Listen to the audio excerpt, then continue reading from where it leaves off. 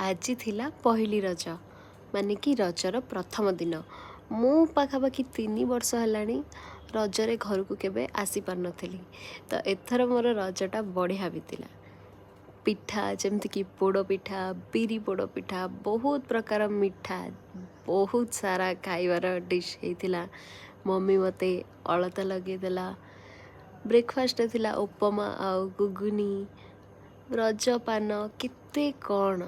ଖରାବେଳେ ହେଇଥିଲା ପନିର ତରକାରୀ, ସିଏ ବି ମମି ହାତର ସ୍ପେଶିଆଲ୍। ତାପରେ ଖିଆପିଆ କରିକି ନିଜ କାମ ସବୁ ସାରିକି ପୁଣି ବାହାରି ଯାଇଥିଲୁ ସନ୍ଧ୍ୟାବେଳେ ଟିକେ ବୁଲିବାକୁ। କାହିଁକିନା ରଜରେ କୁଆଡ଼େ ଟିକେ ବୁଲିବାକୁ ନ ଗଲେ ବି ତ ମଜା ଲାଗିବନି ନା। ପୁଣି ଦେଖାଦେଖି କରିକି ଆସିକି ପୁଣି ସନ୍ଧ୍ୟାବେଳେ ଚାଟ୍ ହେଇଥିଲା। ସବୁ ମିଶିକି ଚାଟ୍ ଖାଇଥିଲୁ। ତା ଭିତରେ ହେଇଥିଲା ବହୁତ ସାରା ହସି ମଜାକ ଆଉ ବହୁତ ସାରା ସିରିୟସ୍ ଡିସ୍କସନ୍। ଏମିତି କଟିଥିଲା ମୋର ପହିଲି ରଜ। ଆପଣଙ୍କର ରଜ କେମିତି ବିତିଲା ମୋତେ କମେଣ୍ଟ ସେକ୍ସନରେ ନିହାତି ଜଣାନ୍ତୁ।